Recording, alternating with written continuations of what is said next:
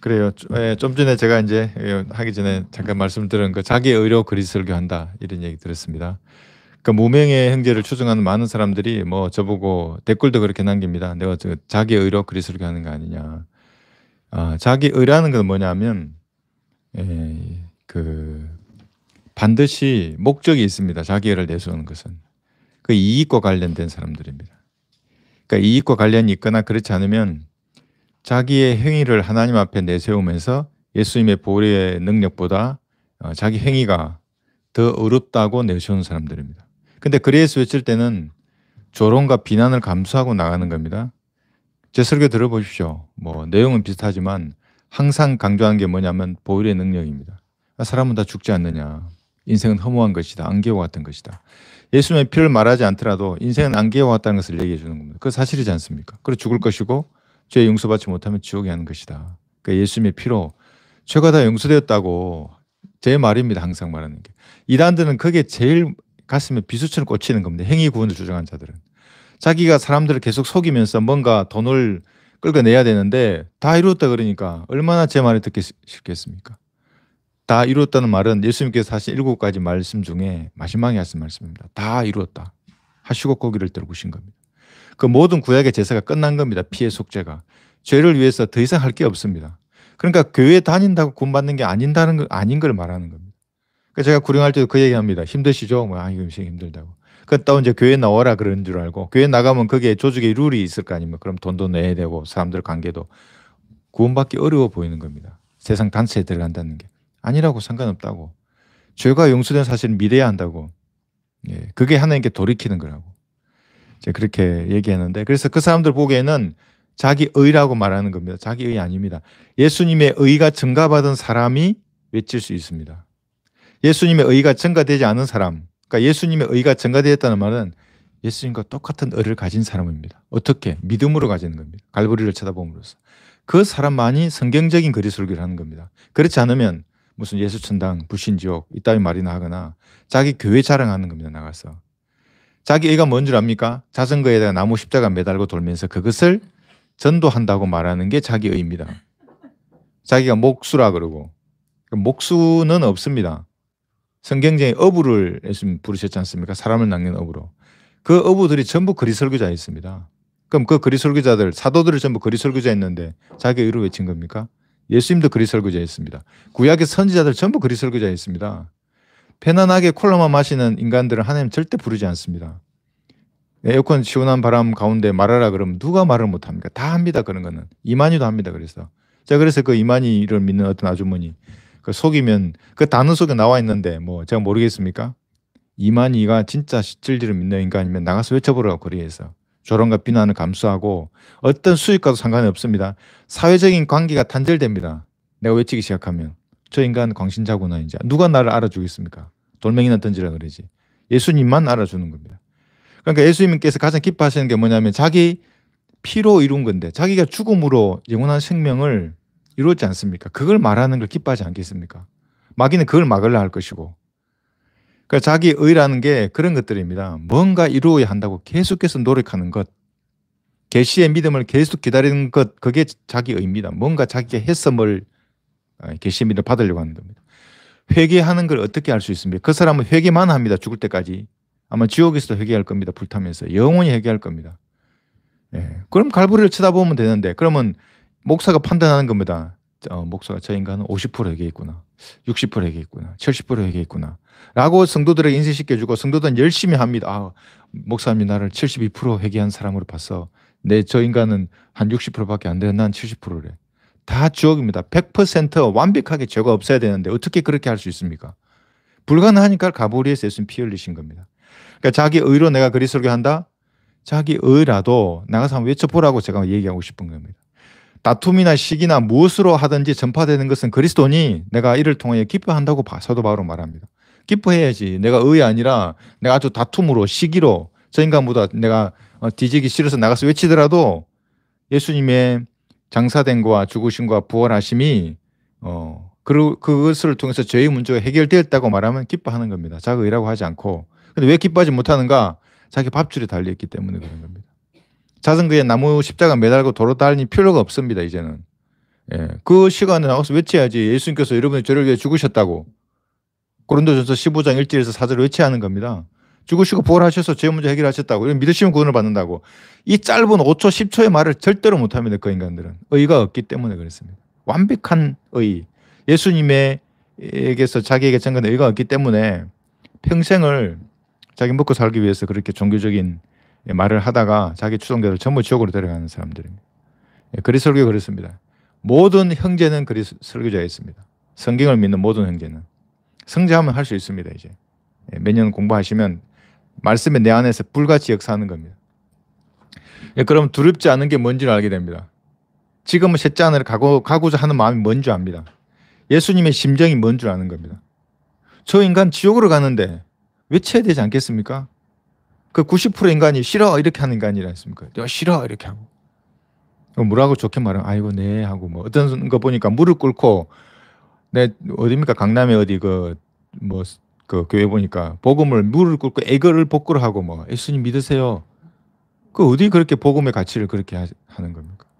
정장을 하고 나가서 이 믿으시면 죄 문제가 해결됩니다. 믿지 않으시면 지옥이 합니다. 이게 떳떳하게 얘기를 해야지. 왕의 아들답게 나가는 겁니다. 그러니까 아직 무슨 그릉뱅이도 아니고 거기 나가서 무릎 꿇고 세상 사람들에게 절하고 뭐 무릎 꿇고 이렇게 빌어요. 예수를 믿으라고 이렇게. 아유 제가 뭐 보고 그것도 복음도 똑바로 하지도 않는데. 그래서 우리는 뭐 성경적 그리스도를 알고 있습니다. 그 다음에 자매님 말씀 잘하셨어요. 왜 이렇게 해서 복음 전파를 하는가? 답변도 잘하셨습니다. 이게 성경적입니다. 하나님의 어리석음입니다. 그러니까 인간들이 하나님을 어리석게 보는 겁니다. 뭐 십자가에 매달렸다가 죽고 부활하신 33살의 유대인을 믿으면 구원을 받는다고? 그런 어리석은 게 어디 있어? 그는 하나님의 어리석음이 사람들보다 훨씬 지혜롭습니다. 그게 하나님의 어리석음입니다. 사람들은. 지옥에 가면 알 겁니다. 자기가 얼마나 더 어리석었는지. 근데 그거 외에는 오늘 배우고 있지만 방법이 없습니다. 인간의 죄의 문제를 해결하기 위해서는 하나님 자신이 나서지 않으시면 방법이 없을 만큼 인간의 DNA는 악한 자로부터 온 겁니다. 이 육신이 악한 자로부터 왔습니다. 악한 자가 누굽니까? 에덴 동산에 내려왔던 5번째 그룹이었습니다. 루시퍼입니다. 그의 씨가 이 육신 안에 있는 겁니다.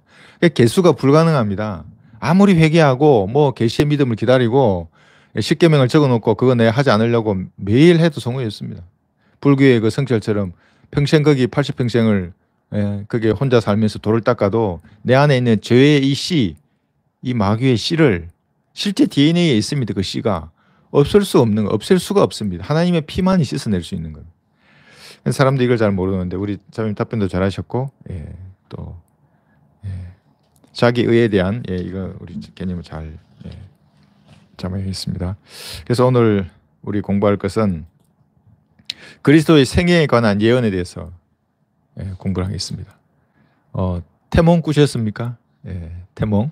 누가 태어나기 전에 꿈을 꾸는 겁니다. 꿈에 무슨 예지력이 있다 그거 아닙니다. 또 무슨 뭐 예언 뭐 이렇게 성경도 예언이고 꿈도 예언이고 이래서 똑같거나 뭐 꿈이 더 확실하죠. 더 짜릿하고 그래서 꿈에 권위를 둔 다음 전부 더러운 영에 있는 사람들입니다. 그런데 이제 육체의 변화가 있으니까 태몽을 꾸는 겁니다. 뭔가 감지가 되는 겁니다. 그러니까 나오죠. 아예 이제 출생을 하게 되는데 그것하고 다릅니다. 이제 그것에서부터 시작을 하는데 수많은 종교 지도자가 태어나지 않습니까? 예수님의 출생과는 그들의 출생이 완전히 다릅니다. 너무나 구체적이고 너무나 명확하게 48가지의 구체적인 사실들이 예수님이 탄생하시기 최소 400년으로부터 2000년 전에 너무나 세밀하게 기록되어 있습니다. 어디에서 태어날 것이고 누구의 가문을 통해서 동정녀를 통해서 태어날 것이고부터 해서 나와 있습니다. 그럼 이게 그대로 적중할 확률 몇 %인가? 10의 158승분의 1이라고 수학을 연구한 사람들이 말을 했습니다. 이 확률이 얼마나 되는가? 우주에 있는 모든 전자의 수를 다 합쳐도 이 확률을 따라오지 못합니다. 그러니까 불가능한 겁니다. 48가지가 한 사람에게 적중해야 합니다. 불가능합니다. 역사적으로 봤을 때. 그 길을 걸어 가셨습니다. 그리고 어떤 인간이 이제 보십시오. 그래 48가지는 내가 해야지. 그런데 맨 마지막이 뭔지 압니까? 십자가에 매달려 벌레처럼 죽어야 합니다. 누가 그렇게 하겠습니까? 목적이 있을 거 아닙니까? 내가 이 예언 구약 성경 공부 열심히 해가지고 다 거짓말로 뭐 동정녀도 아닌데 동정녀라 그러고 다 거짓말로 모든 걸 조작해서 태어났다. 마지막에 십자가에서 벌레처럼 죽어야 하는 건데 아무런 이익이 없는데 누가 그렇게 하겠습니까? 불가능합니다. 다른 종교의 장시하는. 그러나 예수님은 그렇습니다. 이 확률을 해운대 여러분 가보셨습니까? 바닷가 모래밭이 있는데 1m 깊이로 파가지고 그 속에 바늘 하나를 넣어 놓습니다. 그거 싹 묻습니다. 이렇게 싹 묻어 놓고 자 돌아옵니다. 뒤로. 자 바늘을 찾기입니다. 그 바늘. 그 찾으면 그 확률이 맞는 겁니다. 불가능하죠. 지뢰 탐지기가 있으면 모를까. 그래도 불가능합니다. 1m면 탐지를 못합니다. 네, 그런 확률로 예수님이 출생하셨는데 그것이 성경에 이렇게 기록이 되어 있었던 겁니다. 그래서 이 계시는 그래서 성경을 통해서 계시가 완성이 되었습니다. 근데 지금도 계시를 받는다고 하는 많은 사람이 있습니다. 그 무명의 형제뿐만 아니라 자기가 계시 받았다고 하는 사람들이 많이 있는 겁니다. 이만희도 자기만의 계시를 받았다고 주장하는 사람입니다. 자기가 이긴 자이고 자기가 승리했고 무슨 뭐 백마를 탄 뭐 어쩌고 그뿐만 아니라 여기 몰몬경을 만든 조셉 스미스 같은 인간도 그렇게 해서 계시를 받아서 책을 쓴 겁니다. 자기는.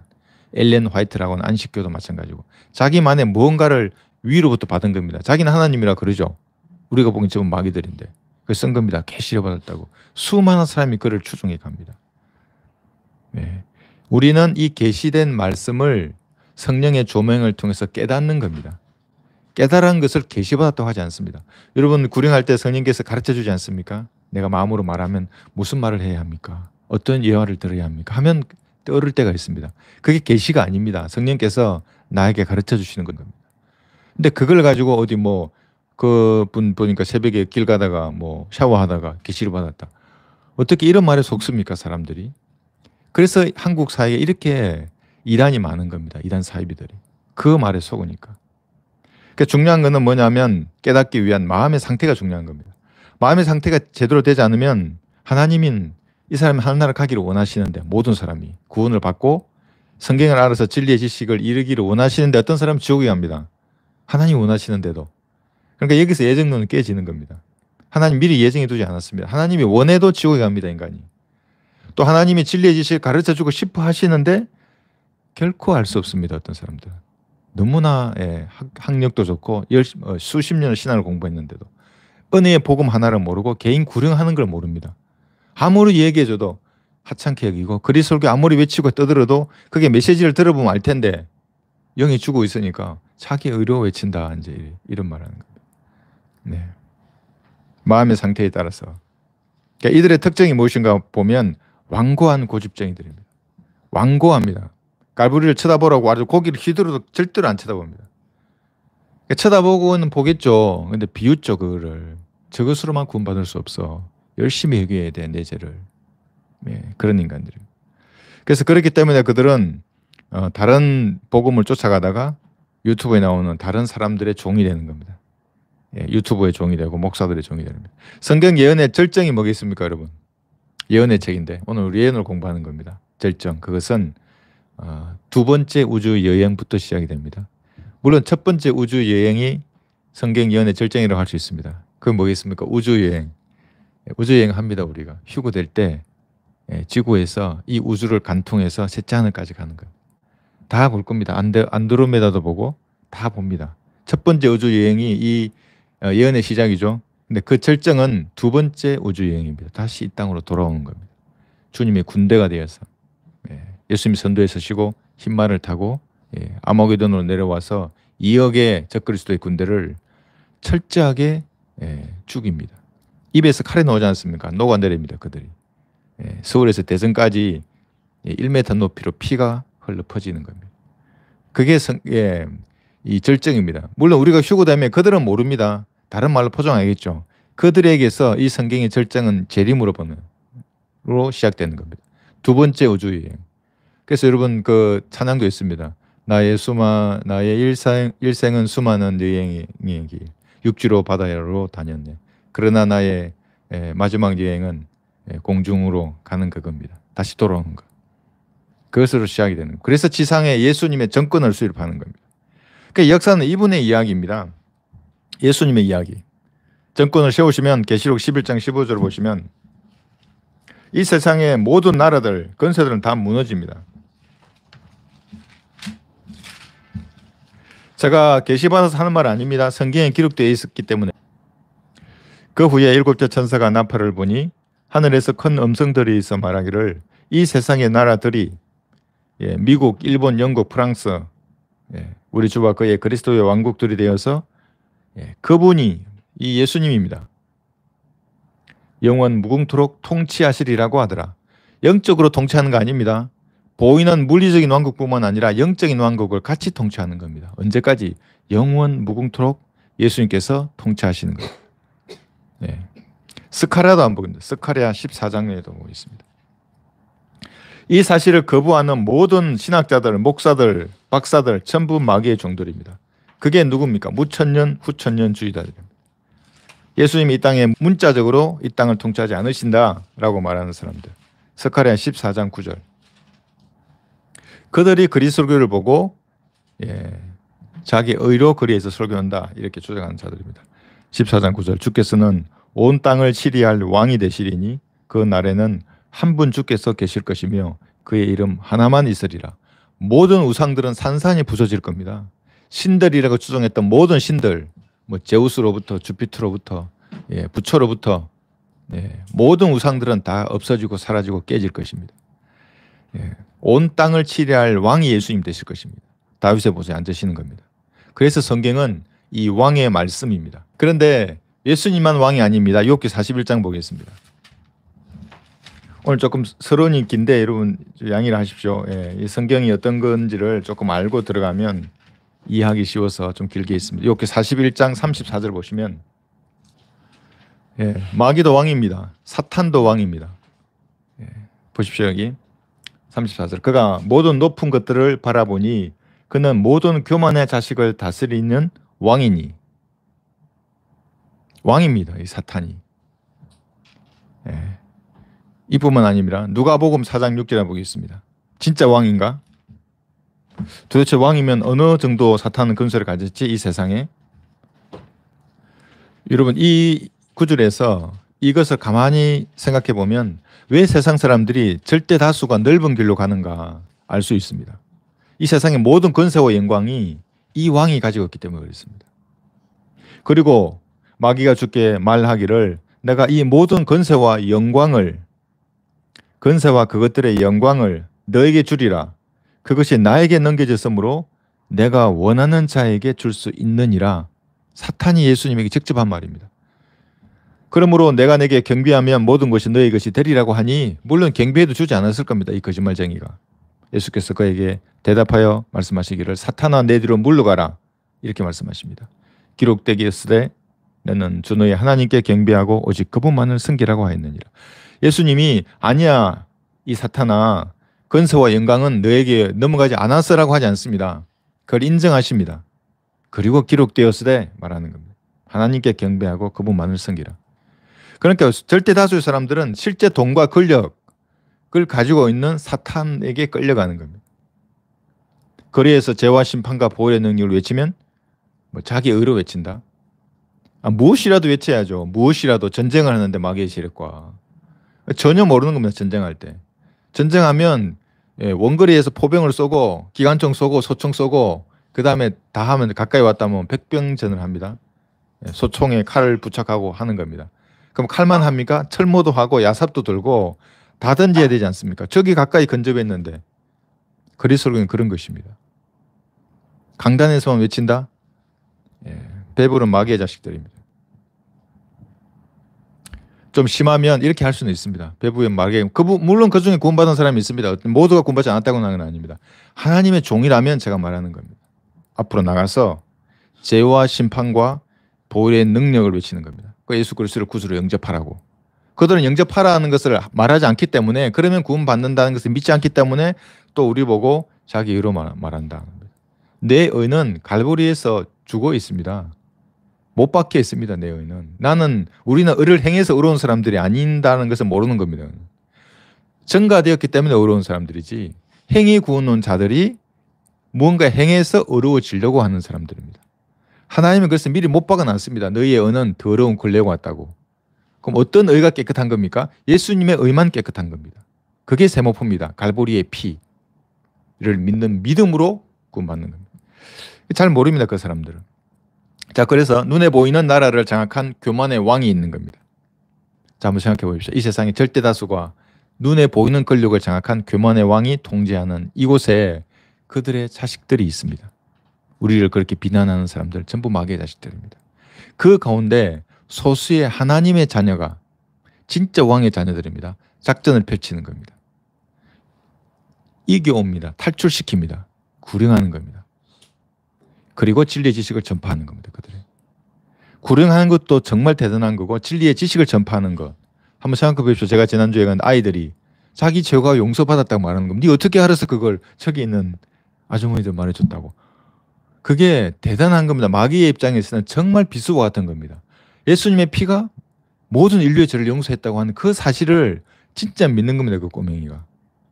그 목사보다 더 뛰어나죠. 대단한 믿음이죠. 그런 거라는. 그 지식입니다. 그게. 그래서 진짜 왕의 아들이 가짜 왕입니다. 한시적으로 잡고 있을 뿐입니다. 우리가 두 번째 예행을 하면 그 마귀는 적그리스도의 머리가 깨질 겁니다. 창세기 3장에서 예언했던 대로 머리를 부술 겁니다. 그 전에 우리가 여기서 작전을 펼치는 것입니다. 이 전쟁은 그래서 외로운 전쟁입니다. 너무나 절대다수입니다. 적들은. 고독한 전쟁이고 전쟁의 종류를 보면 정규전이 아닙니다. 저는 처음엔 정규전인 줄 알았습니다. 군복을 탁 입고 피아가 딱 나눠져가지고 그렇게만 해왔기 때문에 적은 항상 붉은색, 아군은 파란색으로 맨날 지휘관들 봅니다. 이렇게 표시하면서 이렇게 막 그럽니다. 그런데 여기를 이제 제가 보니까 그게 아닙니다. 이게 군에서는 4세대 전쟁이라 그럽니다. 전 후방이 없습니다. 피아가 없습니다. 혼재되어 있습니다. 그러니까 어려운 겁니다. 4세대 전쟁. 그러니까 민간에도 전쟁을 하고 후방에도 전쟁을 하고 예전에는 총으로만 싸웠는데 미디어로도 싸웁니다. 세상 전쟁이. 이 영적 전쟁도 마찬가지입니다. 어제까지 같이 밥 먹고 교제하고 했는데 갑자기 돌았습니다. 싫어요 뭐 이러면서. 이것이 영적 전쟁에서 우리가 외로운 싸움을 해야 한다는 것을 알아야 합니다. 그래서 마귀는 막강한 권력이 있기 때문에 우리가 두 번째 우주 여행을 하면서 이 땅에 내려올 때에 2억의 군대를 모으는 겁니다. 그 권력으로. 해볼 만한 겁니다. 그 입장에서. 왜냐하면 마귀는 두려움이 없습니다. 두려움이 있으면 하나님이 앞에 두려워하면 전쟁을 안 하겠죠. 전능하신 분인데. 전능하신 분의 군대인데 싸우려고 하겠습니까? 그런데 이 존재는 두려움이 없기 때문에 하나님의 군대, 진짜 전능하신 분의 군대와 싸우려고 자기 군대 2억이나 모으는 겁니다. 거기는 육신을 입은 군대도 있겠죠. 이혼의 연합군들. 그리고 초자연적인 마귀의 군대들도 있는 겁니다. 지옥에서 올라온 존재들. 자, 그래서 이렇게 싸우고 있는데 제가 엊그제 신부의 강론을 들었습니다. 짧게 들었습니다. 내 시간이 아깝기 때문에. 그 강론의 제목이 심판대에서 할 3가지 질문이라는 겁니다. 아주 그럴듯합니다. 마태복음 25장에 양과 염소의 심판이 있습니다. 그때 질문하는 걸 그대로 질문한다는 겁니다. 1000% 지옥인 겁니다. 그에 보면 뭐랍니까? 예수님이 재림하시면 우리가 두 번째 예언을 해서 이 땅에 재림하시면 양과 염소의 심판을 합니다. 우리는 아니죠. 우리는 예수님과 같은 군대로 왔는데 왜 우리를 심판합니까? 이 땅에 남아있는 자기 의를 내세웠던 그 사람들입니다. 그렇지 않습니까? 그래서 예수님이 질문합니다. 내 형제인, 예수님의 형제인 유대인 육신적인 사람들, 육신의 형제들에게 잘해줬느냐? 감옥에 있었을 때 같이 네가 갔느냐? 아플 때 가봤느냐? 선대해 줬느냐? 물 한 그릇 줬느냐? 이걸 다 따지는 겁니다. 그때. 그리고 염소가 양이 되거나 염소가 되거나. 그랬는데 그것을 지금 교회 시대에 우리에게 적용하는 겁니다. 주의 하는 자마다 다 천국에 가는 것이 아니라 그렇게 행해야 간다고 말을 합니다. 신부가. 100% 지옥행입니다. 그렇게 하는 거예요. 그럼 갈보리에 왜 달렸습니까? 도대체 예수님께서. 다 해결됐다고 하는데도 거기 또다시 그러니까 심판을 구분하지 못하는 거죠. 그 사람들. 그 나눈다는 것은 스스로 성경이 나누는 겁니다. 심판이.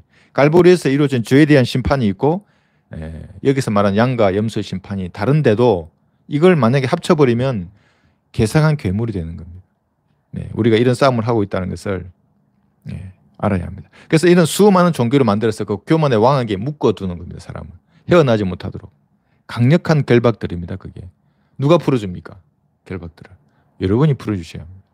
천사도 보는 겁니다. 이 사람이 언제 성경을 공부해서 어떻게 성장해서 어떻게 가서 복음을 전해서 마귀의 결박에 묶여져 있는 그를 풀어주는가. 천사는 못합니다. 유심히 보는 겁니다. 천사는 여러 번 한 건 성경도 모릅니다. 그래서 어떤 그리스도인, 육신적인 그리스도인, 저 인간이 언제쯤 성경을 공부하지? 언제쯤 성경을 공부해서 성장하지? 관심이 많습니다. 천사도. 탁 보서 뭔가 깨달으면 천사도 몰랐던 건데 알지 않습니까? 성경을 좋아하는 겁니다. 여러분이 근데 풀어줄 수 있습니다. 가서. 그래서 대화를 할 때 마음속으로 기도하고 어떻게 말을 꺼내야 할 것인가. 실마리가 뭔가. 아까 학생이면 학생답게 또 조카면 조카에게 적절한 예화를 통해서 하는 겁니다. 근데 그 예화는 항상 우물가에서는 물로 시작하지 않습니까? 예수님께서 우물가에서 불로 시작했다 그러면 그 여자가 아마 도망가 버렸을 거면 뭐 이런 인간이 있어. 이해가 안 되니까 그 예화로 시작하는 겁니다.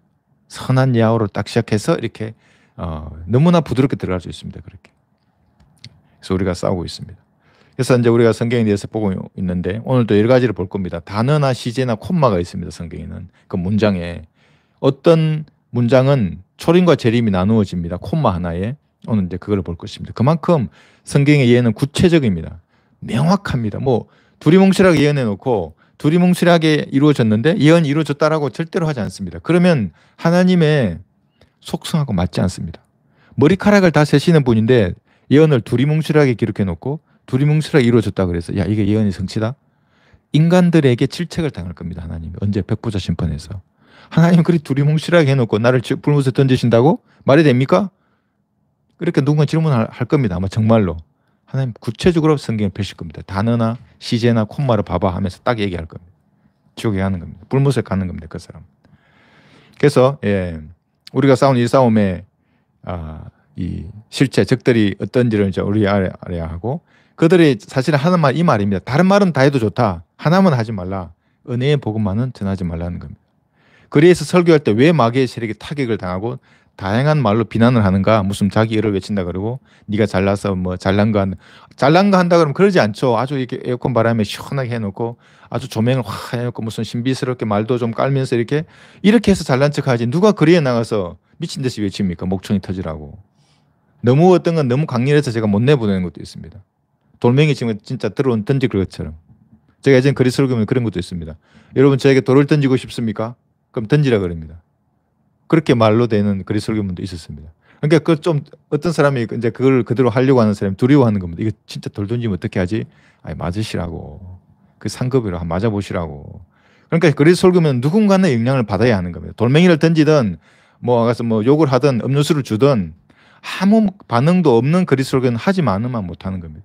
우리를 비난하지 않습니까? 우리 잘하는 겁니다. 뭔가 타격을 받는 겁니다. 지금 뭔가 방어하려고 그러고 자기를. 자 오늘 보겠습니다. 여기 예수님의 출생 창세기 3장 15절에 이미 기록되어 있었습니다.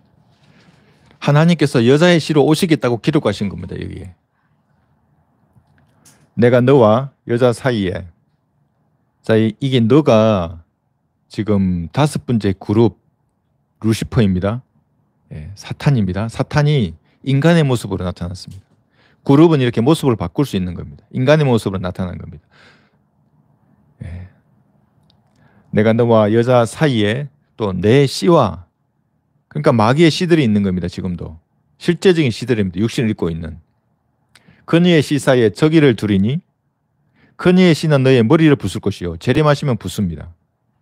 적그리스도의 머리를 부술 것입니다. 너는 그의 발꿈치를 부술 것이라. 십자가에서 예수님이 당하신 겁니다. 그렇게 못 박히신 거. 이때 예수님의 탄생을 예언을 했던 겁니다. 그런데 가만히 보면 언제 그럼 예수님께서 이렇게 하셨는가? 하나님께서 언제 이렇게 여자의 씨를 통해서 땅에 와야지라고 생각하셨는가? 라고 한번 성경에는 없지만 유추해 보면 이럴 것입니다. 우주가 창세기 1장 1절에서 찬란했던 우주였습니다. 빛으로 찬란했을 겁니다. 하나님의 속성에 의하면 하나님 빛이시기 때문에. 그런데 1장 2절에서 하나님의 진노가 우주에 쏟아부어집니다. 그럼 어땠습니까? 우주가. 형체가 없고 공허하게 되고 흑암 속에 쌓여 있었던 겁니다. 우주가. 그러니까 하나님의 진노는 감당할 수 없습니다. 인간은. 어떤 피조물도 감당할 수 없습니다. 그러니까 우주가 한번 멸망당한 것입니다. 나중에는 지구가 물로 멸망당했습니다. 끝에는 어떻게 됩니까? 우주가 다시 소멸됩니다. 그리고 허공 위에서 심판을 받고 죄 있는 불못에 영원히 던져집니다. 영원히 던져진다는 것에 대한 의미를 잘 모릅니다. 인간들은.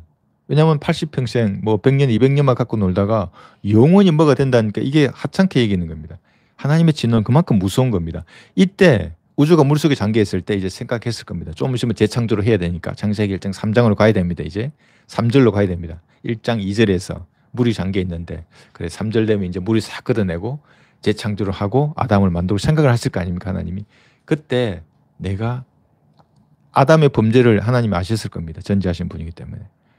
아담의 죄의 문제를 내가 인간의 육신으로 나타나서 그 죄의 문제를 해결해야겠구나까지 생각하시고 재창조를 시작하신 겁니다. 그러니까 지금 우리가 읽는 창세기 3장 15절에 이 말씀은 하나님이 그때 이미 생각하신 겁니다. 물속에 갇혀 있는 우주를 보고 내가 아담이 내가 만들면 이 녀석이 범죄할 텐데 얘가 범죄하면 그 죄의 값을 내가 내려가서 대신 담당해야겠구나.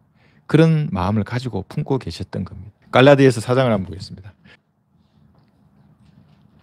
예수님께서는 무단히 오신 게 아니라 때가 찼을 때 오셨습니다. 갈라디아서 4장 4절에서 5절 보십시오. 그 때가 차니 그럽니다. 갈라디아서 4장 4절에서 5절입니다. 때가 차신 겁니다. 그 때가 차니 하나님께서 자기 아들을 보내시기에 여자에게서 나게 하시고 율법 아래 나게 하신 것은 그러니까 예수님은 그래서 구약 아래에서 사셨다는 겁니다. 율법 아래 나게 하신 것은 율법 아래 있는 자들을 구속하셔서 우리로 아들의 신분을 얻게 하려 하심이라. 아들의 신분을 얻게 하려고 예수님 오셨습니다. 그래서 갈보리에까지 예수님 다니신 것입니다. 그래서 이것이 무단히 오신 게 아니면 때가 찼을 때 이렇게 오게 된 겁니다. 그래서 우리가 이제 오늘 몇 가지를 사례들을 볼 텐데 이 우리 믿음의 이 큰 구도가 형성되는 겁니다. 아, 이런 예언에 따라서 예수님 오셨구나. 이걸 공부하게 되면 확신을 가지게 됩니다. 예언이 이렇게 성취되었구나 하는 그 증거의 띠를 여러분이 이제 두르게 되는 겁니다. 그만큼 확신하게 됩니다. 이제 한번 보겠습니다. 그 성경은 짜집기 한 책이 아닙니다. 어느 날 갑자기 누군가가 한 사람이 사람들을 모아놓고 야 바울이 난 이렇게 쓸 테니까 요한 넌 이렇게 쓰고 12제자끼리 모아가지고 그렇게 하지 않은 책입니다. 그렇게 할 수가 없습니다. 이제 공부해보면 아실 겁니다. 베드로는 바울의 전한 은혜의 복음을 열심히 전합니다. 후반기에는. 근데 언제 모여서 어부들이 야 나 이렇게 쓸 테니까 저렇게 쓰고 그럴 수가 없습니다. 율법 학자들이라면 그럴 수 있었겠죠. 짜집기 한 책이 아닙니다. 그래서 한번 보겠습니다. 민수기 24장을 보시면 24장 여기 17절 보시면 여기 홀이라는 단어가 등장하는데 왕권을 말하는 겁니다. 자, 내가 그를 볼 것이나 지금이 아니며 내가 그를 바라볼 것이나 가깝지 않도다. 한 별이 야곱에게서 나을 것이며 한 홀이 이스라엘에서 일어나서 모압의 구석구석을 쳐서 셋의 모든 자손들을 멸망시키리라. 여기 홀이 등장합니다. 여기 19절도 보시면 19절 통치권을 가지신 분이 이게 홀이 왕권입니다. 통치권을 가진 분이 야곱에게서 나와 그 성읍의 남은 자를 진멸하시리라. 어떤 분이 나올 겁니다. 자, 이것이 마태복음 여기 1장에 보시면 1장 여기 1절부터 17절까지인데 여기 17절만 보겠습니다. 17절에 보시면 그러므로 전체 세대는 아브라함부터 다윗까지 14대요. 다윗부터 바빌론으로 잡혀간 때까지 14대요. 바빌론으로부터 잡혀간 때부터 그리스도까지 14대를 하면서 계보가 쭉 이제 나오게 됩니다. 그래서 예수님이 오신 것은 민수기 24장에 예언되어 있던 그 예언대로 나오신 것입니다. 왕권을 차지할 것입니다. 재림 때에. 여기 창세기 49장도 다시 보겠습니다. 창세기 49장 10절에 보시면 49장 10절 여기 또 홀이 나옵니다. 왕권을 말합니다. 49장 10절에 보시면 홀이 유다에게서 떠나지 않을 것이며 실로가 오실 때까지 입법자가 그의 발 사이에서 떠나지 아니하리니 그에게 백성의 모임이 있을지어다. 어려운 구절이긴 한데 여기 홀이 유다에게서 떠나지 않는다 그럽니다. 왕권이. 그리고 11절을 보시면 이게 이제 초림을 말하는 겁니다. 여기서 실로라는 말이 평화의 사람, 안식을 가져오는 분, 그런 분입니다. 그러니까 예수님께서 초림 때 오셨습니다. 근데 초림 때 예수님은 이 홀을 가지지 못했습니다. 왕권을 가지지 못한 겁니다. 초림 때. 예수님은 어떤 홀을 가지냐면 사람들이 예수님을 십자가에 못 박을 때 갈대로 만든 호를 줬습니다. 비웃는 거죠. 네가 유대인이 왕이냐 하면서 갈대로 만든 호를 준 겁니다. 재림 때 예수님은 어떻게 되겠습니까? 누가 놀리면서 네가 유대인이 왕이냐 하면서 갈대로 만든 호를 준다면 바로 불못에 던져지죠. 초림 때 예수님이 이렇게 하셨던 겁니다. 이게 근데 11절에 보시면 그의 어린 나귀를 포도나무에 메고 그의 나귀 새끼를 선별한 포도나무에 메며 이 나귀 새끼가 나옵니다. 그의 옷들을 포도주로 빨고 그의 의복을 포도의 피로 빨았도다. 여러분 잘 보십시오. 이게 콤마가 있지 않습니까? 새끼를 선별한 나무에 메며 할 때 콤마 이게 초림입니다. 그 앞에 구절이. 근데 그 다음 구절은 재림입니다. 이렇게 초림과 재림이 한 문장에 나와 있습니다. 그러니까 사람들뿐만 아니라 모세조차도 이걸 이해하지 못하는 겁니다. 사도 바울 이전까지는 그래서 잘 모릅니다. 예수님의 초림. 재림은 아는데 초림을 모르는 이 교회 시대를 그들은 잘 이해를 할 수가 없었던 것입니다. 자, 그런데 첫 번째 오실 때는 그렇게 했는데 두 번째 그럼 예수님 오시면 어떻게 되는가? 두 번째 오실 때에도 초림 때 같이 예수님이 그런 취급을 당하시는가? 결코 그렇지 않습니다. 이사야 2장 한번 보겠습니다. 제가 이사야 2장 여기 3절에서 4절 보시면 그러니까 아까 초림에 나와 있는 그 구절과 재림의 이 구절을 사람들은 이해하지 못했습니다. 구약의 선지자들 사도 바울 이전까지는. 여기 보시면 3절에 많은 백성이 가며 말하기를 너희는 오라 우리가 주의 산에 야곱의 전에 올라가자. 그리하면 그가 그의 길을 우리에게 가르칠 것이며 우리는 그의 길에서 행하리니 이는 율법이 시온에서 나오며 주의 말씀은 예루살렘으로부터 나올 것임이라 하리라. 그가 모든 민족들 가운데서 심판하시며 많은 백성을 책망하시리니 그들이 자기 칼들을 두들겨서 보습을 만들며 자기 창들을 두들겨서 낫을 만들 것이요 민족이 민족을 대적하여 칼을 들어 올리지 아니할 것이며 그들이 더 이상 전쟁을 배우지 아니하리라. 재림 때에 그런 겁니다.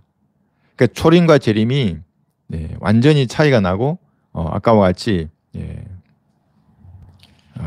한 문장에 나타나 있습니다. 자, 누가복음 1장을 보겠습니다. 그럼 이것이 신약에는 또 어떻게 나타나 있는가? 이러한 예수님의 영원한 통치권. 누가복음 1장 31절에 보시면 그래서 이 창조주의 죽음, 갈보리의 사건을 사람들은 너무나 하찮게 여기는 겁니다. 하나님의 흘리신 그 피를 너무나 값없이 여깁니다. 그 피로 모든 죄가 용서되었고 구속되었고 대속되었다고 하면 그를 이해를 못하고 그걸 받아들이지 않는 겁니다. 얼마나 두려우신 분인데 그분이 흘리신 피의 가치가. 보라 내가 너의 태안에 임신하여 한 아들을 낳으리니 그의 이름을 예수라 하라. 그는 위대하게 될 것이며 가장 높으신 분의 아들이라 불릴 것이며 또 주 하나님께서 그에게 그의 조상 다윗의 보좌를 주실 것이며 언제입니까? 이게 재림 때입니다. 그는 야곱의 집안을 영원히 통치할 것이요 그의 왕국은 무궁하리라고 하니라. 언제입니까? 재림 때입니다. 지금 아닙니다. 지금은 그의 왕국이 들어서지도 않았습니다.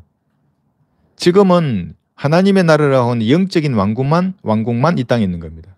거듭나면 이 나라에 들어갑니다. 보이지 않는 왕국에. 그러나 예수님 재림하시면 실제적인 눈에 보이는 물리적인 왕국인 이 천국하고 영적인 나라인 하나님의 나라가 하나로 되는 겁니다.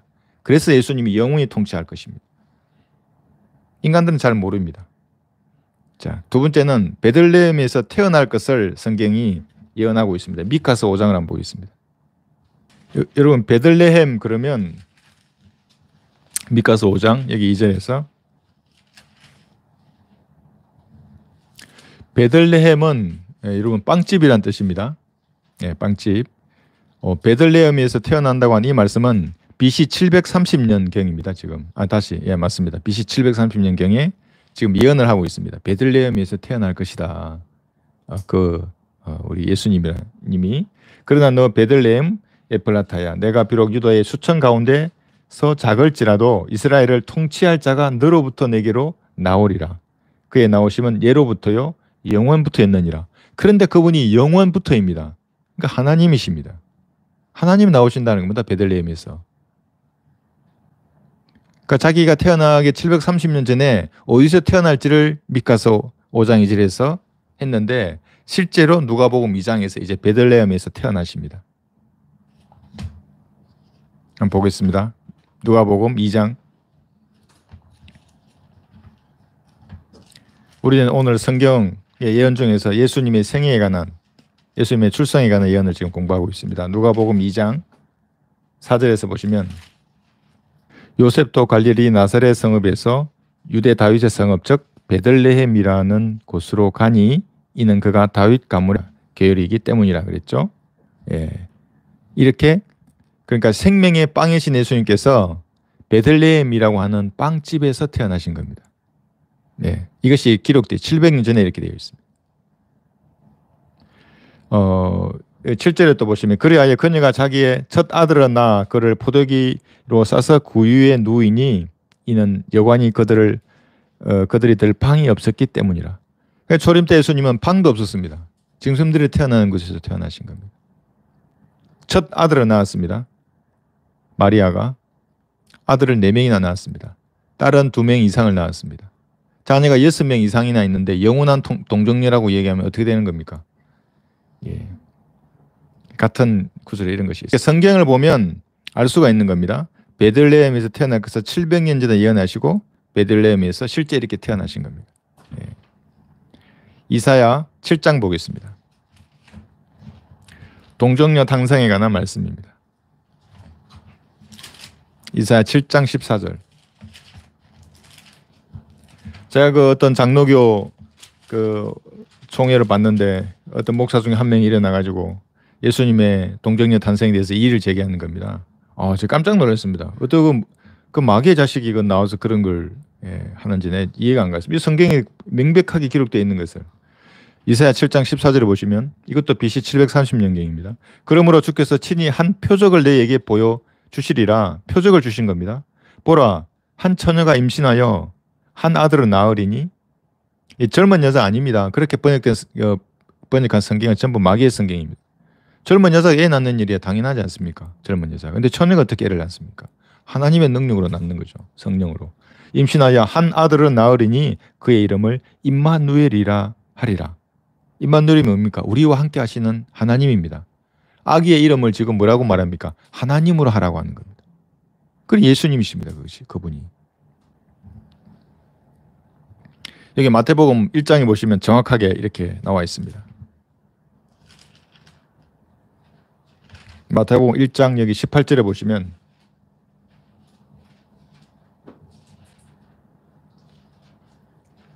그 어떤 또 그 무명인 중에 어떤 사람이 제가 성경만 계속 찾고 성경만 읽는다고 또 비난하면 댓글을 달았더라고요. 그럼 뭐 하란 말입니까? 내가 제 살은 인생을 자랑합니까? 자랑할 것도 없는데 뭘 자랑합니까? 다 불태워질 것인데 그런 거는 말씀에 근거하지 않은 거는 1장 18절 이제 예수 그리스도의 탄생은 이러하니라 그의 모친 마리아가 요셉과 정혼하였으나 동침하기 이전에 성령으로 잉태된 것이 그녀에게 나타났더라. 이 말씀에 단어 하나가 영감받은 겁니다. 여기서 무슨 그 목사같이 일어서 가지고 일을 제기하는 목사같이 그 마리아는 동정녀가 아니라 젊은 여자였고 있다고 얘기를 하면 마귀의 자식입니다. 그게 예수님이 동정녀에서 출생하지 않았다 하면 부활할 수가 없습니다. 왜? 그 육신이 마귀의 씨이기 때문에 부활할 수가 없죠. 아담의 그 죗값으로 시체는 썩었을 것입니다. 그래서 계시를 받았다고 하는 문선명, 안산홍 마찬가지입니다. 모든 인간이 썩는 겁니다. 마귀의 씨이기 때문에 그 육신이. 여러분은 썩어도 다시 살 겁니다. 그 육신이. 우리 안에 성령이 들어와 계시기 때문에. 자, 이렇고 여기 23절에도 그렇습니다. 마태복음 1장. 보라 한 처녀가 잉태하여 한 아들을 낳으리니 그의 이름을 임마누엘이라 하리라 하였으니 이를 해석하면 우리와 함께 하시는 하나님이라. 예수님이 아기인데 하나님입니다. 여러분 아기인데 기저귀 찬 하나님 창조주, 기저귀를 차신 창조주 이 상상이 됩니까? 그러니까 인간의 지성의 크기만큼 하나님을 제한하는 겁니다. 있을 수 없어 그게. 지옥의 자식들입니다. 이 육신을 가지고는 하나님에 대해서 결코 알 수 없습니다. 거듭나고 바른 성경으로 공부해야만 하나님을 알 수 있는 거예요. 그러니까 모든 세대가 왜 배교로 끝나는가? 천년왕국에서 마저도 왜 배교로 끝나는가? 교회 시대는 마찬가지입니다. 지금 이 시대. 왜 올바른 죄와 지옥과 심판과 보혈의 능력을 외치면 자기 의라고 주장하는가? 마귀의 씨들이기 때문에 그렇습니다. 그들이 싫어하는 겁니다. 하나님의 씨로 태어나는 방법을 말하지 않습니까? 마귀의 씨들은 너무나 싫어합니다. 그거를. 다른 건 다 말해도 돼. 그런데 예수님의 피로 인간의 모든 죄가 용서됐다고 이 사실 마음으로 믿으면 구원을 받는다. 그 말만 하지 말라고 하는 겁니다. 그래서 사도들이 죽었던 겁니다. 초대교회 사도들이 전부 순교를 했던 겁니다. 가톨릭이 중세 시대에 장악을 했을 때는 아버지가 그래서 외치면 아버지를 죽였습니다. 다른 거 외친 거 아닙니다. 교회 나오라는 것도 아니고 성사를 지키라가 아니라 예수님의 피로 여러분 제가 용서됐다고 그 말하면 죽였습니다. 실제로 고문하고. 그리고 어머니가 나오는 겁니다. 이제 어머니가 말합니다. 전도지 주고 그러면 어머니도 잡아 죽였습니다. 폭소의 순교사에 나오는 얘기입니다. 이제 아이가 교육을 받았지 않습니까? 아이가 외칩니다. 아이도 잡아 죽였습니다. 은혜의 복음을 외치니까 그런 겁니다. 그래서 이 마귀가 장악한 이 세상에서 가장 그들이 두려워하는 말은 가장 그 최종 병기 핵무기가 뭡니까? 보혈의 능력입니다. 그 피로 하나님의 피로 여러분 제가 용서되었습니다. 이 말만 못하게 아주 목을 조고 별의별 협박을 다 하고 소설을 쓰고 무슨 뭐 어떠니 저쩌니 하면서 유튜브에 써내고 그런다고 제가 말하지 않겠습니까? 남자가 신념이 있으면 목에 칼이 들어와도 얘기해야죠. 그건 옳은 건데 그게. 자, 그렇습니다. 우리 이제 베들레헴도 봤고 동정녀 탄생에 대해서도 살펴보았습니다. 자, 이사야 9장 6절도 보겠습니다. 이 아이가 어떤 분이신가? 너무나도 사람들은 모릅니다. 예수님을. 성경을 안 보기 때문에 TV가 가르쳐준 예수님을 아는 겁니다. 성경을 모르기 때문에 유튜버들이 가르쳐주는 그 예수님을 알고 있는 겁니다. 전부 그래서 지옥으로 가는 겁니다. 이사야 9장 6절에 보시면 자, 우리 지금 6절을 읽을 텐데 여기에서 읽은 이 하나님이 흘리신 피를 생각해야 하는 겁니다. 그러면 내가 무릎 꿇지 않냐 할 수 없습니다. 그 예수 그러니까 인간 예수쯤으로 아는 겁니다. 선지자이거나 뭐 천사장보다 좀 낫거나 이게 여호와 증인입니다. 선지자로 믿는 건 뭡니까? 그 이슬람 교도들도 예수님을 선지자로는 여깁니다. 다 수많은 선지자들 중에 한 선지자. 4대 성인 중에 한 사람. 다 지옥으로 가는 겁니다. 그렇게 믿음. 이게 뭐라고 그러면 한번 읽겠습니다. 이는 우리에게 한 아이가 태어났고 아이가 태어났습니다. 이건 다 동의하겠죠? 우리에게 한 아들이 주어졌음이니 다 동의할 겁니다. 여기에는 역사적인 사건이기 때문에. 정부가 그의 어깨 위에 있을 것이요. 자, 예언을 하고 있습니다. 이 세상의 나라들이 다 무너지고 정부가 예수님에게 있습니다. 그러니까 문재인 정권은 그러지 않습니까? 주 예수 그리스도의 정권이 이 땅에 서는 겁니다. 그러니까 정부가 그의 어깨 위에 있을 것이요. 미래에 있을 겁니다. 재림하시면. 그의 이름은 경이로운 분이라 상담자라 능하신 하나님이라 영원하신 아버지라. 예수님이 아들 하나님 그러지 않습니까? 아들과 아버지가 하나입니다. 아버지라 이렇게 말합니다. 화평의 통치자라 불릴이라. 이렇게 불릴 하나님이 2000년 전에 선지자처럼 슬픔의 사람이요 질구에 익숙한 사람으로서 갈보리에서 매달리신 겁니다. 어떻게 벌레 같은 인간이 그걸 안 받아들입니까? 다른 얘기를 합니까 자꾸. 죄가 용서되었다는데 거기서. 네. 이것이 이렇게 자 디모데전서 3장 16절 한번 보겠습니다.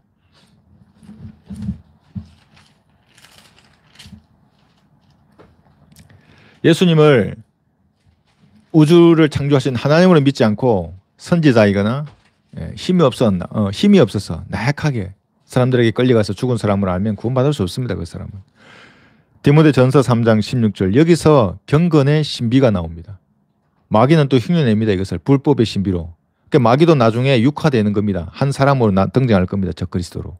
하나님이 먼저 하셨습니다. 그러니까 모든 걸 마귀들이 모방하는 겁니다. 경건의 신비는 논쟁의 여지 없이 위대하도다. 하나님께서는 육신으로 나타나셨고 성령으로 이렇게 되셨으며 천사들에게 보이셨고 이방인들에게 전파되셨으며 세상에서 믿음바 되셨고 영광 가운데로 들려오라 가셨습니다. 이분이 하신 그 일, 가브리의 그 대속 사역을 하찮게 여기는 모든 인간들은 지옥에 하는 것입니다. 네. 자, 그 다음에는 그리스도의 생애에 관한 예언을 몇 가지 더 살펴보겠습니다. 생애에 관한 거. 이사야 53장입니다. 예수님의 출생에 대해서는 제가 이제 주요 내용들을 살펴보았습니다. 이사야 53장 4절에서 6절인데 저는 이 말씀을 언제 처음 들었냐면 제가 구원을 받고 군대에 보면 정문을 지키는 이병소가라는 데가 있습니다. 이병 근무를 쓰는데 야간에 군정병 한 명이 늦게 오는 겁니다. 그럼 이제 늦게 오면 혼납니다. 병사들 막 엎드려 뻗쳐하고 뭐 예전에 그런 거 합니다. 온 겁니다. 탁 차렷자세로 딱 서 있습니다. 딱 째려보니까 그 얼굴이 그렇게 보이는 겁니다. 애가 우리 같지 않은 겁니다. 거기는 어둠에 군대는 험한 세상이었습니다. 그때 90년대 1990년대 초니까 초중반이니까. 그래 너 왜 늦게 왔어? 예, 저 성가대요. 그래서 뭐 찬양을 연습하고 왔다고. 그래? 그래 한번 뭐 불러? 네가 부를 수 있는 게 뭐야? 가만히 있는 겁니다. 한번 불러봐. 그럼 용서해 줄 테니까. 용서할 것도 아닙니다. 사실 보내주면 맞는 건데 이제 그런 곤조를 부릅니다. 그 당시 군대는. 불러봐. 내신 그때 저는 구원을 받았었습니다. 근데 교회는 안 다녔죠. 그때 부르면 뭘 부르는지 했습니까? 그 걔가 진짜 거룩한 음성으로 지금도 생각납니다. 걔 얼굴도 하고 목소리가 그가 찔림은 이부터 시작합니다. 마음에 감동이 탁 오는 겁니다. 눈물이 날라 하는. 그래서 내가 이게 웬일이지? 건청차고 이 어둠에 그때 어둠에 섰겠죠. 이게 웬일 무슨 일이냐 이게. 아 너무 놀랐어요. 우리의 허물로 인하며 그게 우리의 이게 목소리가 너무 좋은 허물로 인하며 그가 상함은 우리의 죄악을 인하며. 와 그래서 내가 다 끝났습니다. 걔가 그게 뭐야 그게. 잘 몰랐죠 내가 보고는. 구원은 받았는데 확실히 얘기하는 겁니다. 예수님께서 이렇게 죄를 용서했다고.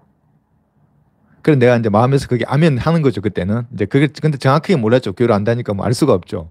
들었긴 들었는데 그게 너무나 내가 은혜 받고 야 너무 정말 고맙다고 내가 아주 귀한 노래를 들었다고. 그래서 돌려보냈습니다. 그래서 그게 영원히 없어지지 않죠. 예수님께서 어떻게 우리를 사랑하셨고 그가 찔림은 그 십자가에 당하신 고난을 그때 내가 생각하면서 했는데 그게 이사야 53장입니다. 생애에 간 예언이 이렇게 기록되어 있는 겁니다. 실로 그가 우리의 질고를 지고 우리의 슬픔을 지었는데도 우리는 그가 형벌을 받아 하나님께 맞으며 고난당한 줄로 생각하였도다. 그러나 그는 우리의 허물로 인하여 상처를 입었고 그는 우리의 죄악으로 인하여 상하였도다.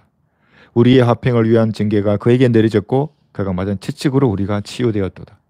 우리는 모두 양같이 길을 잃어 각자 자기의 길로 돌이켰으나 주께서는 우리 모두의 죄악을 그에게 지우셨도다.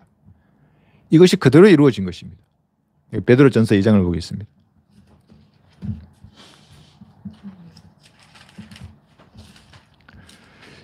여기서 말한 어린 양을 유대인들은 자기 이스라엘이라고 말합니다. 이스라엘 아닙니다. 한 사람입니다. 베드로전서 여기 2장 23절 보시면 24절까지 모욕을 당하셨으나 다시 모욕으로 갚지 아니하셨고 이게 털 깎는 자 앞에서 잠잠한 양처럼 입을 열지 아니하신 겁니다. 고통을 당하셨으나 위협하지 아니하셨으며 오직 어렵게 심판하시는 분께 자신을 의탁하셨느니라. 그가 친히 나무에 달린 자신의 몸으로 우리의 죄들을 담당하셨으니 이는 우리가 죄들에 있는 죽고 의에 있는 살게 하려 하심이라. 그가 채찍에 맞음으로 너희가 낫게 되었습니다. 여러분 여기 치유를 말하고 있는데 또 은사주의자들은 이것을 이상하게 적용합니다. 뭐라고 적용하는지 아십니까? 지금도 치유되어야 한다. 몸의 치유는 우리는 몸이 변화될 겁니다. 그럼 다 치유됩니다. 어떤 질병도 없었습니다. 변화될 몸은. 지금은 몸은 아직 흙으로 된 몸이기 때문에 질병이 남아 있습니다. 천년 왕국이 되면 어떻게 됩니까? 그때는 땅도 치유됩니다. 땅이 거듭나는 겁니다. 우리 영이 거듭나듯이. 그래서 우리는 지금 영은 거듭났습니다. 치유되었습니다. 죽었던 영이 살아났고 혼도 영원히 구원이 보상되는 겁니다. 이것 됐죠? 몸만 조금 남아 있습니다. 기다리시면 됩니다. 몸의 구속을 그래서 기다리고 있느니라. 이것이 다시 고린도후서 5장 보시면 21절에서 명확하게 선언하십니다. 고린도후서 5장 21절. 지금 우리는 고린도후서 5장 21절입니다. 우리는 이사야 53장을 받고 베드로전서 2장과 이제 고린도후서 5장 21절을 봅니다. 하나님께서 죄를 알지도 못하는 그를, 이게 이사야 53장의 양입니다. 예수님입니다. 우리를 위하여 죄로 삼으신 것은 예수님이 죄도 알지 못하는데 죄가 되신 겁니다. 뱀이 되셨습니다. 우리로 하여금 그 안에서 하나님의 의가 되게 하려 하십니다. 다른 방법으로는 하나님의 의가 될 수가 없는 겁니다. 그래서 회개하고 계시의 믿음을 기다리는 그 어떤 행위로도 하나님의 의는 불가능합니다. 하나님의 의에서 1% 미달하면 불못입니다. 인간의 노력은 불가능한 것입니다. 그래서 네. 그래서 이것은 이제 새 언약 아래에 있는 사람들에게 구원받으면 우리는 새 언약 아래에 있습니다. 언약을 맺은 겁니다. 하나님의 피로 우리는 새 언약 아래에 있습니다. 구언약 아래에 있는 인간들은 지금도 이 새 언약 아래에 있는 우리의 믿음을 이해할 수 없고 받아들일 수 없습니다. 그래서 그들은 항상 그 청년이 왔지 않습니까? 예수님이 어떻게 하면 영생을 얻습니까? 계명을 지켜라. 침례 요한이 외치지 않습니까? 회개하라. 지금도 회개를 하고 지금도 계명을 지키려고 그러고 구원받으려고 노력하다가 지옥으로 가는 겁니다. 그 향유를 예수님 발에 붓고 씻기는 그 여자. 그러니까 예수님 그렇게 말합니다. 네 죄가 용서됐다고. 지금도 그렇게 하려고 하는 겁니다. 그렇게 형제를 사랑하면 발을 씻기면 죄가 용서된다고 말하는 인간이 버젓이 유튜브에서 말을 하고 있고 8만 명, 10만 명이 그를 따라갑니다. 지옥으로. 그래서 멸망으로 인도하는 원인 역시 넓은 겁니다. 아무도 이 사실을 모릅니다. 하나님의 진짜 아들들만 아는 겁니다. 자, 나귀 새끼를 타고 들어오실 겁니다. 스가랴 9장을 한번 보겠습니다. 스가랴 9장 보시면 예수님은 초림 때에 나귀 새끼를 타고 예루살렘 성으로 들어가실 것을 미리 예언하셨습니다. 이게 BC 519년경입니다. 스가랴 9장 9절, 9절과 10절입니다. 제가 이렇게 성경을 찾는 이유가 그 무명이들처럼 그럴 수 있습니다. 물론 찾지 않고 강의만 할 수 있습니다. 찾는 이유는 왜냐하면 여러분의 무기를 한번 꺼내서 다시 보는 겁니다. 여러분이 봐야 할 무기입니다. 눈에 읽어야 하고 이 말씀이 여러분에게 역사해야 합니다. 제 말도 물론 역사합니다만 하나님께서 제 안에서 역사하시면 역사합니다만 기록된 말씀의 가치를 다시 한번 이제 확인하라고 하셔서 계속 찾게 합니다. 이렇게 총도 마찬가지입니다. 계속 총을 조작해야 눈에 익은 겁니다. 그러니까 제가 총 이것도 열 하나 들면 개인하게 사격술 교관을 할 때 총을 잡고 24시간 있게 했습니다. 총이 자기 몸에 익어야 합니다. 이렇게 조준했을 때 그 총 딱 하면 조준선 정리할 때 이게 익어야 하는 겁니다. 이 손잡이, 이 당기는 힘, 이 거청했을 때 느낌 이걸 완전히 알아야 합니다. 그래서 탁 표적을 보면 그대로 돌아오면 자연스럽게 조준이 돼야 합니다. 2 내지 3초 내에. 5초 내에 100m 이내 표적 그대로 나가야 합니다. 명중해야 합니다. 한 발에. 익어야 합니다. 이렇게. 그런데 만지지 않다가 갑자기 사격날 총을 딱 줬다. 이게 거청하면 이게 빰이 내 총인지 아닌지는 모릅니다. 손도 이게 다릅니다. 이게 모릅니다. 이거를. 시간이 한참 걸리는 겁니다. 그래서 성경을 계속 찾게 하는 겁니다. 여러분 그거 이제 아시고 하면 좋습니다. 여기 보시면 스가랴 9장 9절 오 시온에 따라 크게 기뻐하라. 오 예루살렘에 따라 소리 지르라. 보라 내 왕이 내게 오시나니 그는 공의로우시며 구원을 지니셨고 겸손하시며 나귀를 타시리니 나귀의 새끼인 어린 나귀니라. 자 이렇게 예언하셨습니다. 519년 전에. 그럼 519년이 흐르면 이게 이루어져야 되지 않습니까? 제가 이제 이거를 엊그제 어떤 누가 문자를 보냈는데 신천지 교인 같습니다. 계시록에서 실상이 이루어진 걸 아세요? 뭐 이런 소리를 하는 겁니다. 딱 보면 신천지죠. 실상. 시간도 없는데 또 이런 고집쟁이 만나고 얼마나 하겠습니까? 우리가 이거 이제 마태복음 21장 보겠습니다. 이 예언이 마태복음 21장에서 이렇게 이루어집니다. 마태복음 21장 그들에게 말씀하시기를 너희 맞은편 마을로 가라. 그러면 곧 나귀 한 마리가 그 새끼와 함께 매여 있는 것을 보리니 풀어서 내기로 끌고 오라. 하나님이 아니면 이런 말을 하실 수가 없습니다. 한번 문장을 잘 보십시오. 무슨 드론이 있어서 본 것도 아닌데 어떻게 아시고 만일 누가 너희에게 무슨 말을 하거든 또 그 사람도 미리 그러니까 말을 해놨다는 겁니다. 하거든 주께서 그것을 쓰신다고 말하라. 그러면 그 사람이 즉시 보내리라 하시더라. 대단하지 않습니까? 하나님 아니면 있을 수 없습니다. 이 모든 일이 일어난 것은 선지자를 통하여 말씀하신 것이 이루어지게 하려 함이라 말하기를 너희는 시온에 따르게 말하라. 보라 너희 왕이 내게 오시나니 그는 온유하여 나귀 곧 나귀 새끼인 어린 수나귀 위에 타셨도다 하였더라. 이것이 519년 후에 그대로 이루어진 것입니다.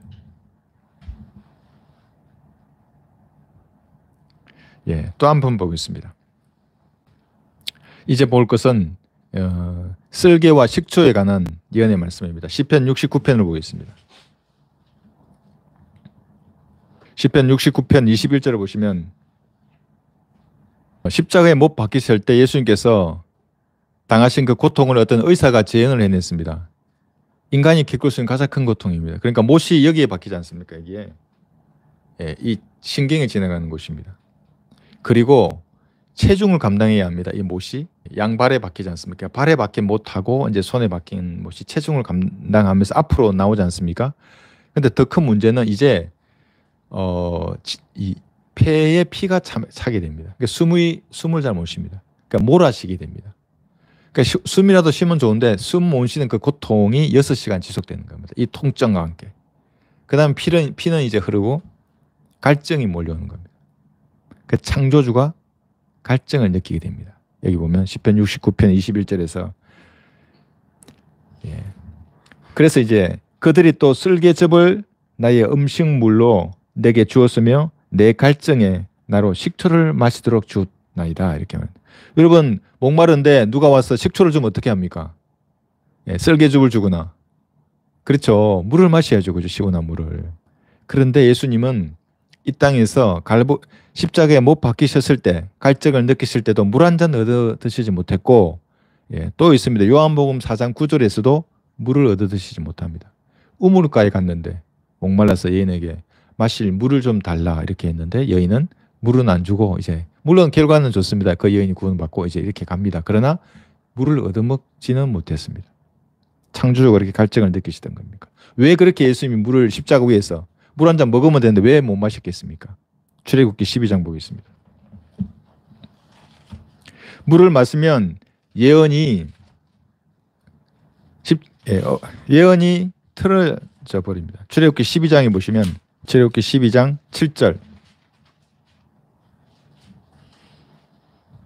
7절하고 이 9절 두 구절을 보겠습니다. 그리하여 그들은 그 피를 취하여 자기들이 그것을 먹을 그 집들의 양쪽 문 기둥과 문 윗기둥에다 뿌릴지니라. 자, 지금 6월절 어린 양을 말하는 겁니다. 그 어린 양의 피입니다. 출애굽 이전에 뿌려졌던 이 피가 이제 예수님의 피를 예표하는 겁니다. 이 피가 있으면 누구든지 죽음의 천사가 피해갔지 않습니까? 자, 9절 보십시오. 날것으로 먹거나 절대 그럽니다. 절대 물에 삶아서 먹지도 말고 불에 구울지니 머리와 다리와 그 내장이라. 그래서 불에 타는 듯한 고통을 6시간 동안 견디셨습니다. 그 가운데 갈증이 한 몫을 차지합니다. 여러분 갈증이 나면 밥이 생각나지 않습니다. 저는 훈련받으면서 잘 알고 있습니다. 밥보다 물을 원합니다. 밥은 하루 굶어도 상관없습니다. 살 수 있습니다. 이틀 굶어도 상관없습니다. 물은 죽습니다. 갈증의 고통이 그만큼 큰 것입니다. 그런데 마태복음 여기 27장 34절에 한번 보겠습니다. 마태복음 27장 34절에 보시면 개역개정본에는 지금 우리 성경에 있는데 NIV 개역개정본, 바티칸 사본, 신의 사본, 가톨릭 성경들하고 우리 성경은 다릅니다. 이거 한번 보겠습니다. 이게 뭐냐면 34절 쓸개즙을 탄 식초를 그에게 주어 마시게 하였으나 주께서 맛을 보신 후에 마시려 하지 않으시더라. 맛을 보셨습니다. 안 마신 겁니다. 그런데 여기서 지금 쓸개즙을 탄 식초를 다른 성경들은 뭐라고 변개시켰냐면 식초가 포도주로 변개되어 있습니다. 포도주를 맛을 봤다는 겁니다. 예수님이. 그러니까 뭡니까? 자기들도 포도주를 마시는 겁니다. 가톨릭에서 술 마시는 겁니다. 예수님 십자가에서 포도주를 맛을 봤다고. 그런데 우리 성경에는 포도주가 아니라 식초입니다. 예수님 맛본 거는. 쓸개즙이고. 그렇게 성경을 변개시켰습니다. 그 인간들이. 와인으로. 마가복음 15장도 한번 보겠습니다. 여러분 그러니까 성경을 변개시킨다는 것은 마귀의 의도적인 겁니다. 그래서 뭐 누군가가 번역을 잘못하고 잘못 베껴 써서 그렇다 복사 그게 아닙니다. 여기 마가복음 15장 23절에 보시면 또 그들을 몰락을 탄 포도주를 주께 주시어 마시게 하였으나 주께서는 마시지 아니하시더라. 포도주는 안 마셨습니다. 근데 아까 맛을 본 게 식초를 포도주로 고쳐가지고 예수님이 포도주를 먹었으니까 사제들도 포도주를 마신다. 제도화된 교인들도 포도주를 마시는 겁니다. 그 인간들이. 발효된 술을. 요즘 조금 아는 인간들이 이제 포도 주스를 마시고 있는데 우리도 포도 주스를 마시는 겁니다. 발효된 술을 먹으면 안 됩니다, 여러분. 예. 그럼 뭡니까? 다 술 취한 자들이 되는 겁니다. 그렇게 하면. 예. 그 잠언 31장 4절에 보시면, 예. 제가 술에 대해서 한번 읽어드리겠습니다. 잠언 31장 4절. 오 르무에라. 그것은 왕이 해야 할 것이 아니니라. 여기서 술 할 때 와인입니다. 술을 마시는 것은 왕이 해야 할 것이 아니며 독주를 마시는 것은 통치자들이 해야 할 것이 아니니. 그렇기 때문에 와인을 마시지 않았습니다. 바로된 예수님은. 근데 그걸 식초를 와인이라고 변개해가지고 포도주라고 해놓고 포도주를 마셨다고 자기들을 마신다? 이게 마귀의 변개이고 논리입니다. 그래서 왕이 마시지 않기 때문에 왕이 아들을 먹으면 됩니까? 안 됩니까? 술을. 안 마시는 겁니다. 물론 그게 술 먹었다 해서 구원을 잃거나 그런 것이 아닙니다. 그러나 왕의 아들로서 합당한 처사가 아닙니다. 그렇죠? 술보다 더 강력한 술이 있습니다.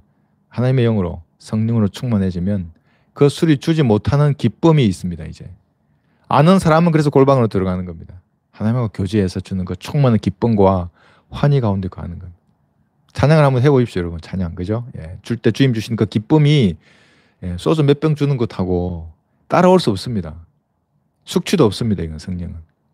그러니까 인간들은 모르기 때문에 그런 것들을 하는 겁니다. 그래서 이렇게 바꿔버리면 성경의 예언이 맞지 않기 때문에 성경이 틀리다. 틀릴 수 있다. 그래서 이제 사제나 자기 교단이 옳다 이렇게 말을 하는 겁니다. 우리는 이제 속지 않습니다. 그 다음에 뼈가 꺾지 않는다는 예언도 있습니다. 시편 34편 보시면 시간이 되었으면 조금만 더 하겠습니다. 이것만 하겠습니다. 시편 34편 20절에 보시면 주께서 그의 모든 뼈를 간수하사 그 중에 하나도 부르지지 않게 하시는도다. 이렇게 되었습니다. 출애굽기 여기 12장에 보셔도 아까 유월절 어린 양 하셨죠. 물에 삶지 말라. 물에 닿으면 안 되고 뼈를 꺾지 말라고도 말씀하십니다. 출애굽기 12장 46절을 보시면 한 집안에서만 먹을지니 너는 그 고기를 그 집 밖으로 가지고 나가지 말고 뼈도 꺾지 말지니라. 유월절 어린 양을 말하는 겁니다. 예수님을 예표하고 있습니다. 이것이. 출애굽기 12장 46절입니다.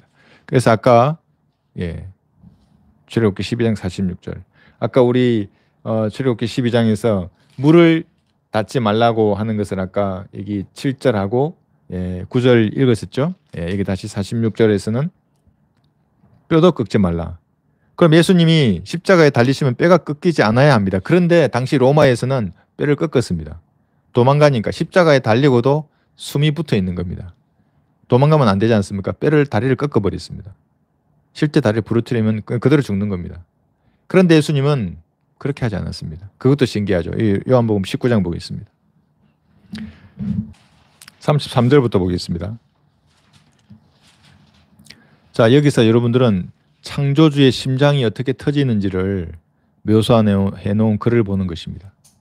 그러나 그들이 예수께 이르러서는 그가 이미 죽은 것을 보고 주의 다리는 꺾지 아니하였으나 다리를 꺾지 않았습니다. 당연히 꺾어야 하는데 그 병사들 중 하나가 창으로 주의 옆구리를 찌르니 거기서 피와 물이 나오더라. 그리하여 이것을 본 사람이 증거하나니 그의 증거는 참되도다. 그 사람은 자기가 진실을 말하는 것을 아느니라. 이는 너희로 믿게 하려는 것이라.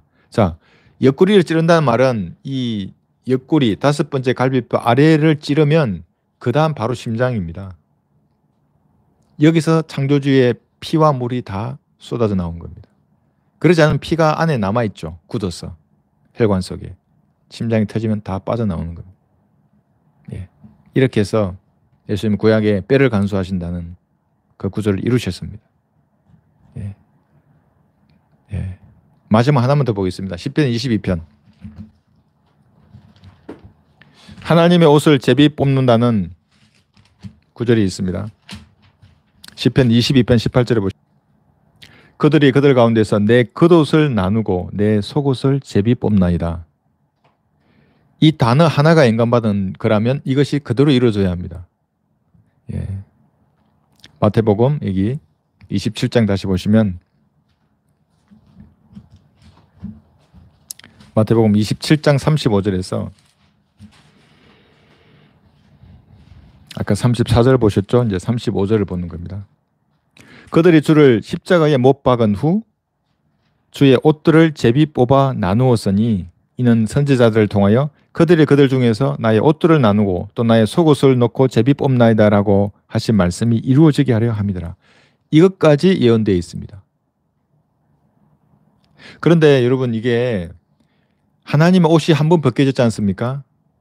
갈보리 십자가에서. 또 벗겨질 것입니다. 그게 언제냐면 이 우주는 하나님의 옷입니다. 옷처럼 갈아입으실 겁니다. 우주를. 베드로후서 3장 보겠습니다. 베드로후서 3장 10절에서 12절 보시면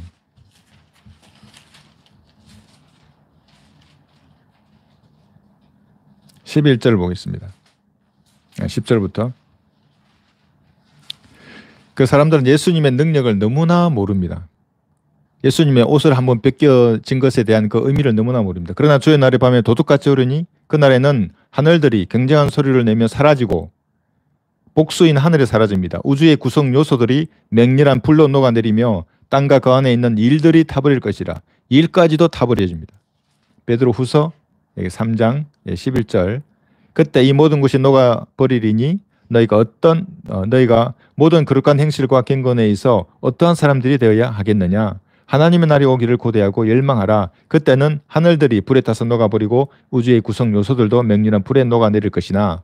이렇게 말씀하십니다. 이게 무슨 말입니까? 우주라는 것은 이 하나님의 옷이 물질적인 우주입니다. 시편 104편 2절이나 6절 나중에 한번 보십시오. 여기 보시면 물질적인 우주가 하나님의 옷입니다. 옷처럼 옷을 갈아입듯이 갈아입는 겁니다. 그래서 계시록 여기 20장에 보시면 계시록 20장 11절에서 보시면 이제 현재 있는 이 우주를 하나님 갈아입으시고 새 옷을 입으십니다. 11절 보시면 계시록 20장입니다. 또 내가 큰 백보자와 그 위에 앉으신 분을 보니 그의 면전에서 땅과 하늘이 사라졌고 그들의 설 자리도 보이지 않더라. 계시록 21장 1절 보십시오. 신천지 교인들이 꼭 읽어야 할 구절입니다. 사실 이 구절이. 또 내가 새 하늘과 새 땅, 이 새 땅이 지구입니다. 창조하니 새 땅을 보니 보라, 처음 하늘과 처음 땅은 사라지고 바다도 더 이상 있지 아니하더라. 이렇게 말씀하십니다. 그러니까 우주를 옷처럼 갈아버리는 겁니다. 갈아입어 버리시는 겁니다.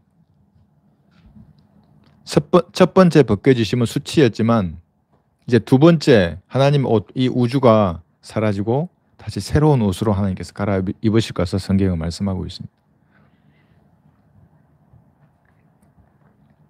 마지막 이것은 제가 말씀만 드리겠습니다. 시편 22편 1절에 보시면 이런 말씀을 하십니다.